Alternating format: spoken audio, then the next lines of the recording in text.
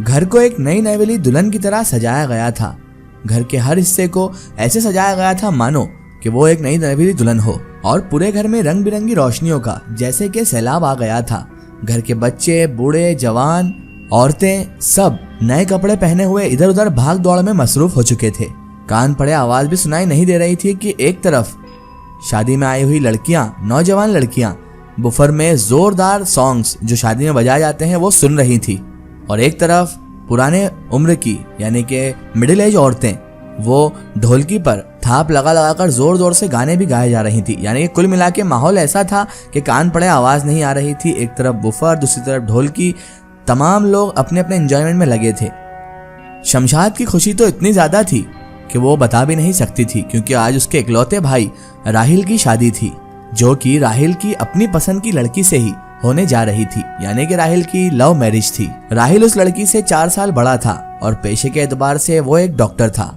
राहिल और शमशाद उन दोनों में भी 4 साल की छोट बढ़ाई थी, और उसके अलावा दोनों भाई बहनों में खूब जमती थी। उनके वालिद साहब का शहर में एक चमड़े का अच्छा बड़ा सारा कारोबार था, जो अधिकतर विदेशों में ही एक्सपोर्ट किया जाता था। घर में खुशहाली थी, पैसों की कोई दिक्कत नहीं थी, इसलिए इन दोनों भाई बहनों को अच्छी तालीम हासिल करने में कोई दिक्कत नहीं आई। दोनों ने अच्छी खासी तालीम अच्छे खासे स्कूल कॉलेजों से हासिल की। अरशद तो एक पेशेवर डॉक्टर बनकर अपनी जिम्मेदारियों को बखूबी अंदाज में निभा रहा था, और शमशाद थी जो अभी पढ़ ही रही थी और उसने आर्ट्स का सब्जेक्ट भी चुना था। अरशद को एक दिन हॉस्पिटल से वापस घर आते हुए हाईवे पर सुनसान इलाके में एक उदास लड़की बैठी हुई दिखाई दी।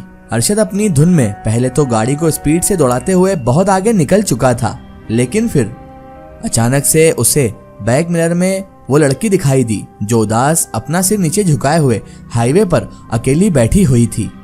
उसने जोर से गाड़ी के ब्रेक लगाए और उसके बाद राहिल ने जल्दी से गाड़ी को रिवर्स लिया, और उसने उसके बाद उसके करीब रोककर गाड़ी रोक दी और उसके बाद गाड़ी से नीचे उतरा, और उसके बाद उसने उस लड़की को मुखातिब किया और कहने लगा, कौन हो तुम? इस वक्त इस जगह पर अकेले क्यों बैठी हुई हो? उस लड़की ने शायद राहिल की बातें सुनी नहीं थी, इसलिए वो उसी अंदाज में नीचे सर किए खामोश ही बैठी रह गई।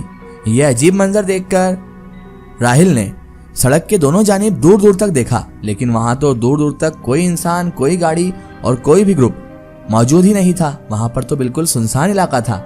उसे बड़ी हैरानी हो रही थी कि रात के इस पहर में सुनसान सड़क पर अकेली लड़की इस वक्त क्या कर रही है, और वो भी अकेले इतनी खतरनाक जगह पर। उसने दोबारा उस लड़की को ऊंची आवाज में मुखातिब करते हुए पूछा, मोहतरमा, मैं आप ही से बात कर रहा हूँ, मैं आप ही से पूछ रहा हूँ। अब शायद उसके ऊंचा बोलने पर उस लड़की पर कुछ असर होता दिखाई दिया, और उससे जब पूछा गया कि आप कौन है और यहाँ क्या कर रही हैं, उसने जवाबन उस लड़की ने अपना सर ऊपर उठाया, और ये देखकर राहिल की आंखों में जैसे चमक दौड़ गई, जैसे कोई अपनी पसंदीदा चीज को देखकर उसे पाने के लिए बेचैन हो जाता है। राहिल की हालत भी कुछ इसी तरह की मिलीजुली कैफियत में थी, क्योंकि वो लड़की उसकी सोच से कहीं ज्यादा हसीनो जमील थी। उसका चेहरा चौदहवीं के चांद से भी ज्यादा रोशन था, जैसे उसके चेहरे पर किसी ने सफेद पेंट कर दिया हो।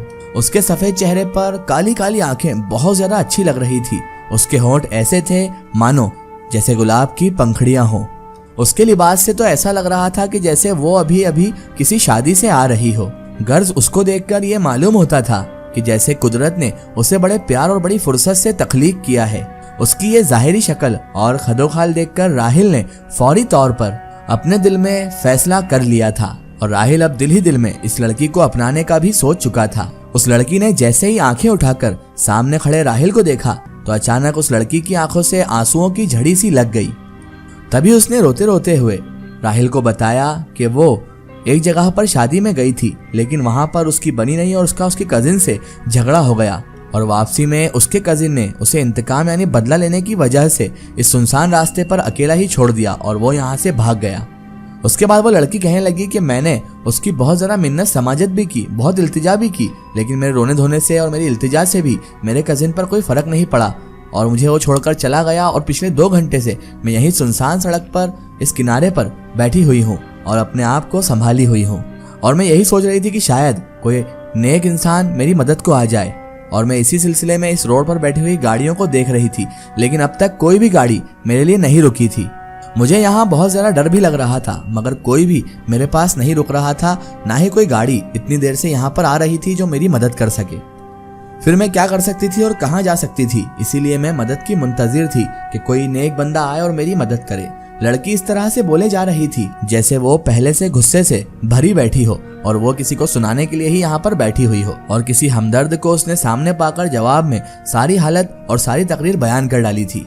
राहिल उसके खड़े खड़े सारी रुदास सुन रहा था और उसे उस लड़की से बहुत ज्यादा हमदर्दी भी हो चुकी थी, क्योंकि वो दिल में तो पहले ही उस लड़की को जगह दे चुका था। उसके साथ साथ उसे उस लड़की के कजिन पर भी बहुत ज्यादा गुस्सा आने लगा, जो इतनी खूबसूरत और जवान लड़की को और ऐसी सुनसान इलाके पर सड़क किनारे छोड़कर यहाँ से चला गया। इसलिए राहिल ने उसे अपनी तमाम बात सुनाने के बाद, यानी उस लड़की से तमाम बात सुनने के बाद, अपनी गाड़ी में बैठने के लिए उस लड़की को ऑफर किया। मगर लड़की राहिल की बात सुनकर ऐसे उसको देखने लगी जैसे उसके साथ गाड़ी बैठना उसे अच्छा नहीं लग रहा है, उसके साथ वो गाड़ी में बैठना ही नहीं चाहती हो।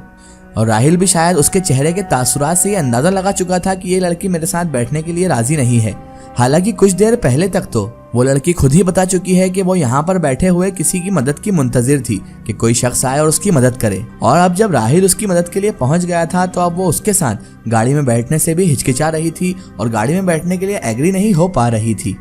राहिल ने कुछ देर तक उस लड़की के जवाब का इंतजार किया और फिर कंधे झटकते हुए अपनी गाड़ी की तरफ राहिल कदम बढ़ाने लगा। लड़की शायद उसके इस रवैये की तवक्को ना रखती थी। उसे इस तरह गाड़ी की तरफ लौटता हुआ देखकर वो लड़की जल्दी से राहिल के पीछे लपक गई और फिर खुद ही गाड़ी का दरवाजा खोलकर कार के अंदर बैठ गई।